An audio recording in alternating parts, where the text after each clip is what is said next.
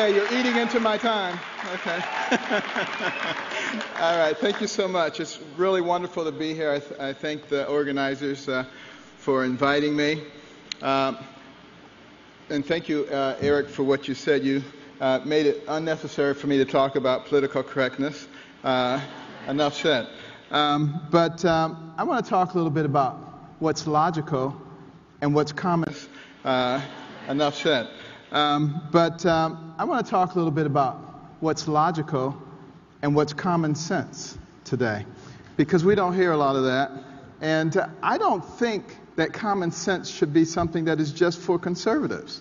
You know, liberals and everybody else should understand and enjoy common sense also. For some strange reason, sometimes they don't. But, you know, it's very interesting. You know, the outpouring of sentiment that I received after the speech at the National Prayer Breakfast.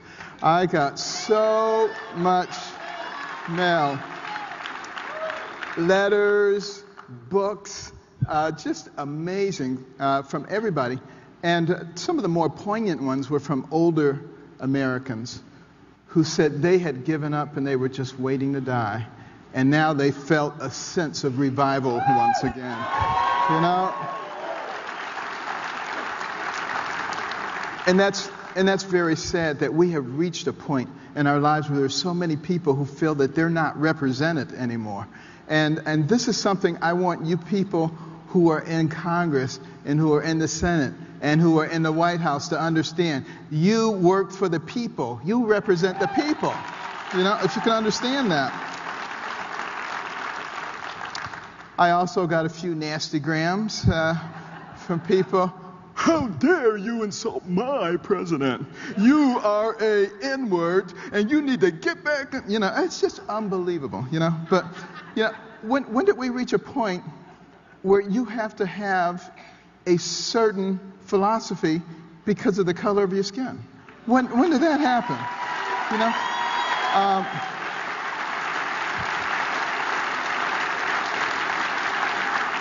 You know, a reporter once asked me why I didn't talk a lot about race. And I said, because I'm a neurosurgeon. And they thought that was pretty strange. And I said, you see, when I take someone to the operating room and I cut the scalp and peel it down and take off the bone flap and open the dura, I'm operating on the thing that makes that person who they are. The cover doesn't make them who they are. When are we going to understand that?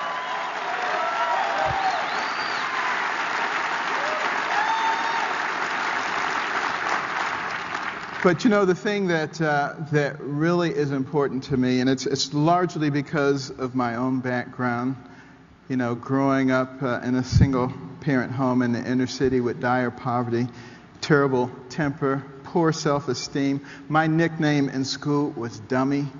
And you know, it was because I had a mother who believed in me. And she was always saying, Benjamin, you're much too smart to be bringing home grades like this. I brought them home anyway, but she was always saying that, you know. She was very encouraging.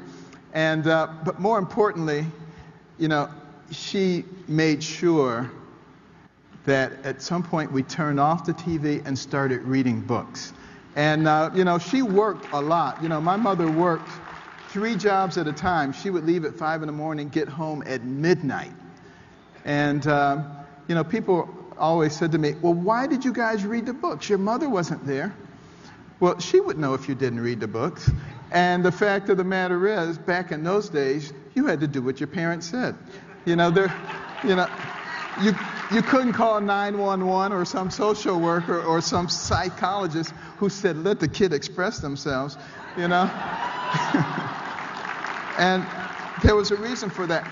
But you know, the education worked for me. You know, I started reading within a year and a half. I went from the bottom of the class to the top of the class. The same kids who were calling me dummy in the 5th grade were coming to me in the 7th grade. Benny, how do you work this problem? And I'd say, sit at my feet, youngster, while I instruct you. But maybe a little obnoxious, but it sure felt good. But, you know, the thing is, by that time, I had a very, very different impression of myself. And education is such a fundamental principle of the success of America. And we're allowing it to go under. You know, you go out there and you talk to the average person now, They may be able to tell you who won Dancing with the Stars. They may be able to tell you who won the football game. But they can't tell you anything that's important. They don't know about foreign policy. They don't even know about the way that our government works and the structure of it and what things mean. And consequently, they have become the ignorant. They have become the unprepared. This is exactly what the founders of this country warned against. They said, our system of government is based upon a well-educated and informed populace. And if our populace ever becomes anything, said, our system of government is based upon a well-educated and informed populace. And if our populace ever becomes anything other than that, we will become a different country. They knew what they were talking about.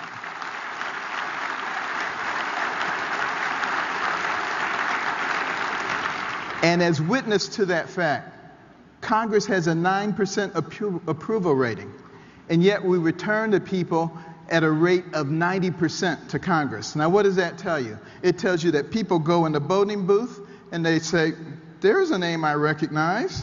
I'm going to vote for that one. You know, they have no idea whether that person represents them or not.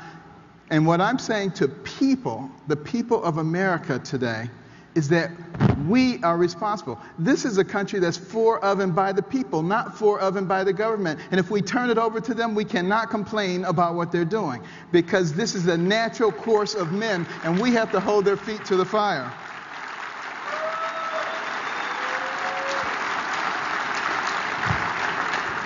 And that's why we have these complex brains. And I don't say this just because I'm a neurosurgeon. The brain is the most complex and phenomenal organ system in the universe. Your brain, billions and billions of neurons, hundreds of billions, even trillions of interconnections. The number of interconnections you have rivals the national debt. I mean, it's an amazing amount. And it has the ability to remember everything you've ever seen, everything you've ever heard.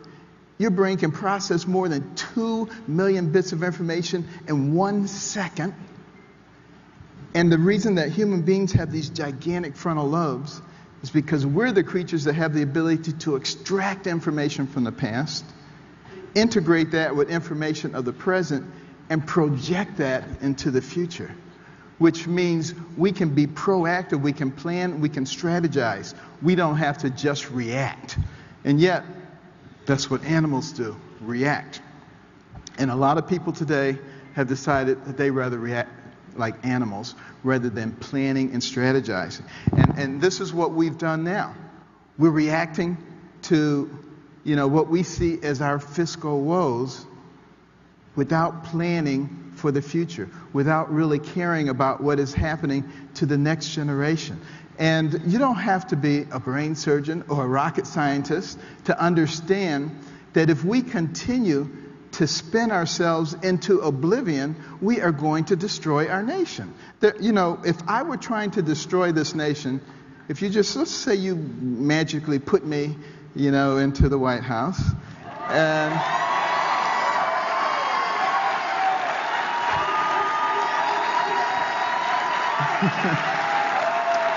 now,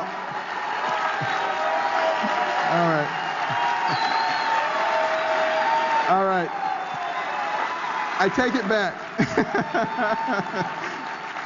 but let's say somebody were there, and they wanted to destroy this nation.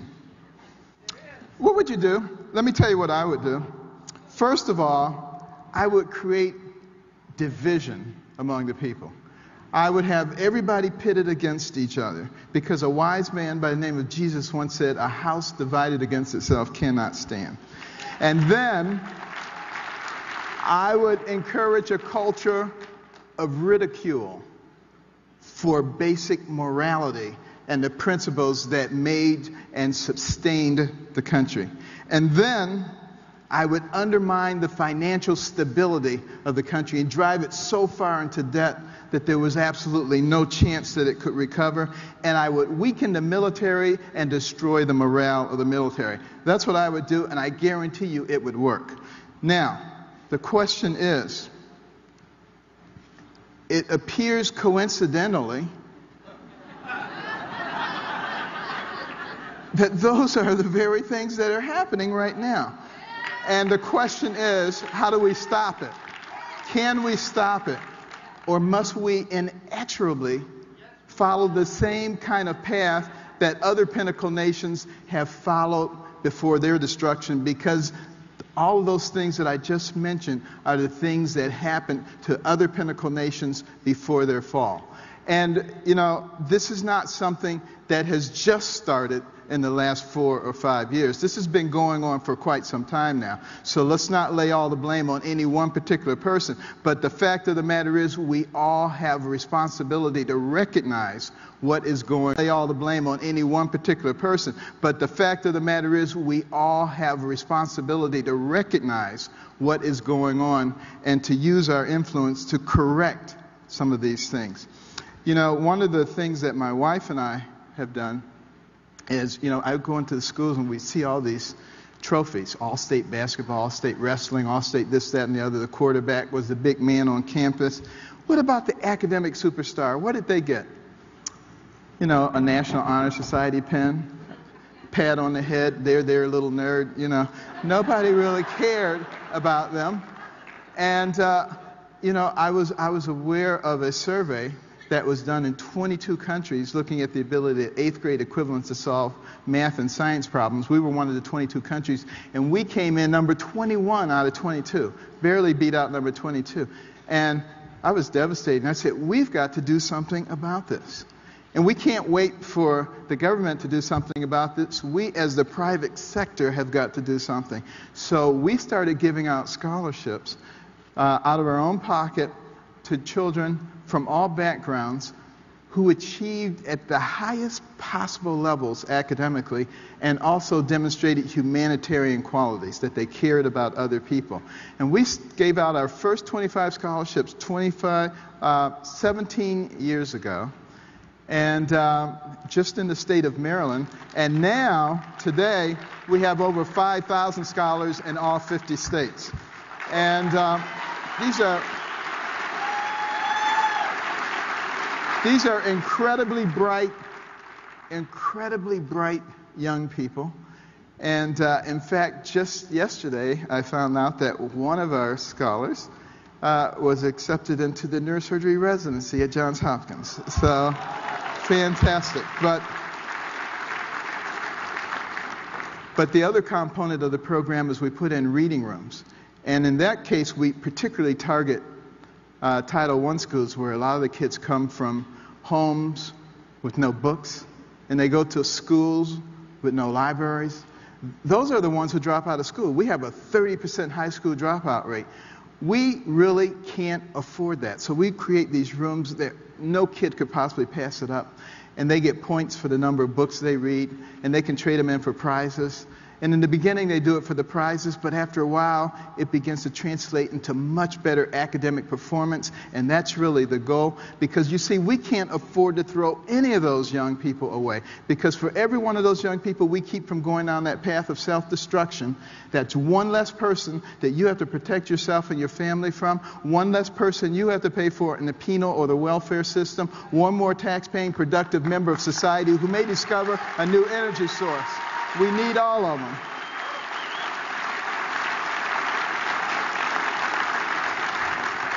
And the humanitarian part of the program, of the Carson Scholars Fund, is every bit as important as the academic part.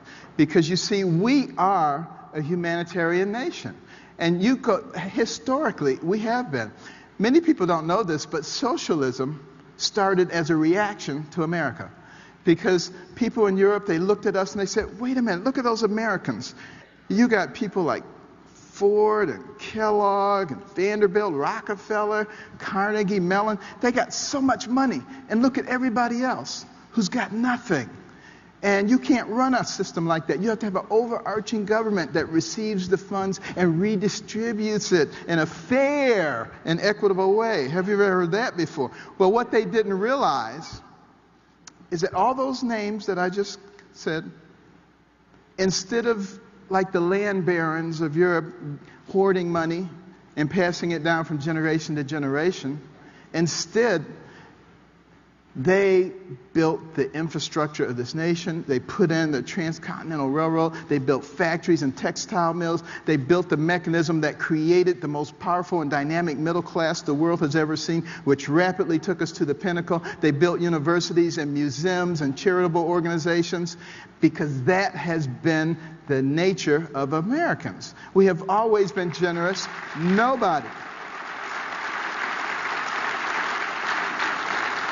Nobody is starving on the streets. We've always taken care of them. We have churches, which actually are a much better mechanism for taking care of the poor, because they are right there with them.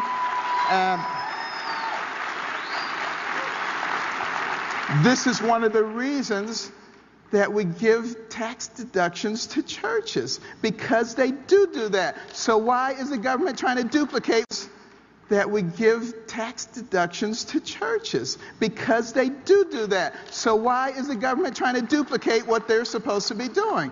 You know, we need to start thinking smartly about the way that we use our resources, use our money.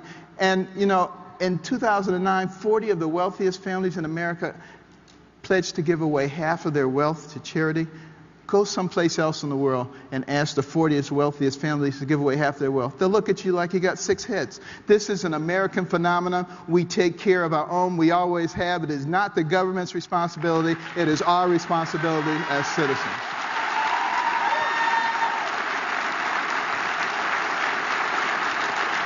And then, as long as we're talking about fairness, let's talk about taxes. You know, some people criticize me at the prayer breakfast for bringing up God and the Bible. I mean, it is a prayer breakfast, right? I don't understand that. But at any rate, you know, if God thinks proportionality is fair, who are we to say that it is unfair? The minute you begin to deviate away from proportionality, you begin to inject your own philosophy. And that is always going to lead you in one direction or another. I think that's why God had a program like that. You make $10 billion, you put in $1 billion. You make $10, you put in 1. You know, the guy who paid $1 billion just put in 1 billion times more than the other guy, but they get the same rights. What could be fairer than that? That's ridiculous. Now, I'll tell you what is not fair. What is not fair is when you exempt some people and you say, there, you poor little thing. You don't have to pay anything. We'll take care of you. You know what? To me, that's very offensive, having grown up poor, because what you're saying is that I, the superior elite one, will take care of you. Why? Because you see, that superior elite group needs to be superior and elite. And they can't be superior and elite unless you have a whole bunch of people down there groveling around. So you keep them down there by feeding them. You know?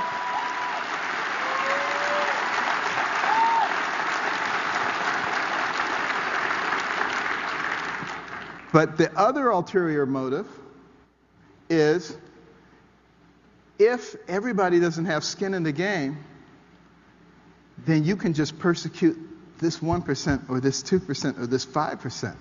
If everybody has skin in the game, you have to be responsible. Because if you come talking about raising taxes, you're raising taxes on everybody, you better have a darn good reason. Doesn't matter about 1 or 2%, but it really matters about everybody. That's what's fair.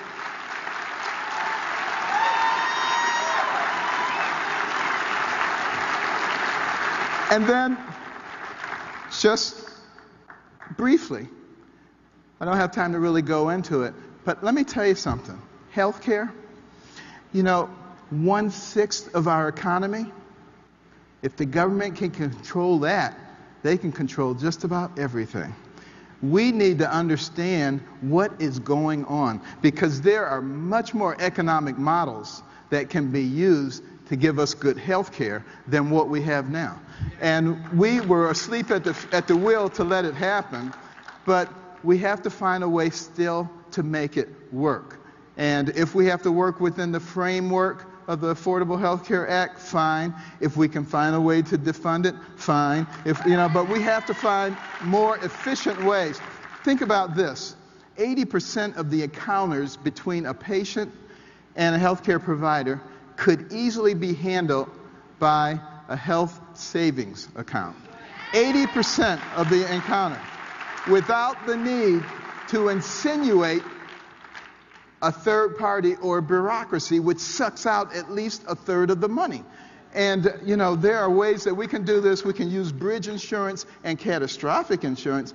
Some of the, I don't want to call them morons, but there's something similar to that, who say, well, Carson just talks about HSAs. How are you going to pay for them? How are you going to have catastrophic health care? Read the book. Read the book, America the Beautiful, and some other things that I've written. It'll show you how to do that. But obviously, I'm thinking about those things. I mean, it just, I don't know, it's almost laughable, some of the things that I hear people say who criticize you. They say, I don't know, it's almost laughable, some of the things that I hear people say who criticize you. They say, he's a neurosurgeon, so he couldn't know anything about economics. It's not brain surgery.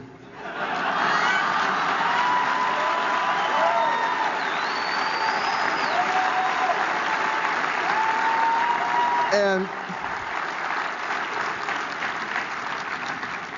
I can tell you this much, even as a lowly brain surgeon.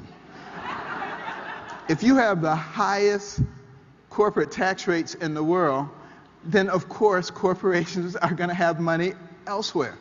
Corporations are not in business to be social welfare organizations. They are there to make money. And a wise government knows how to use that to their advantage. There is a ton of money outside this country and inside this country just waiting to be unleashed to make all kinds of jobs and opportunities if we just treat them as our friends and not as our enemies.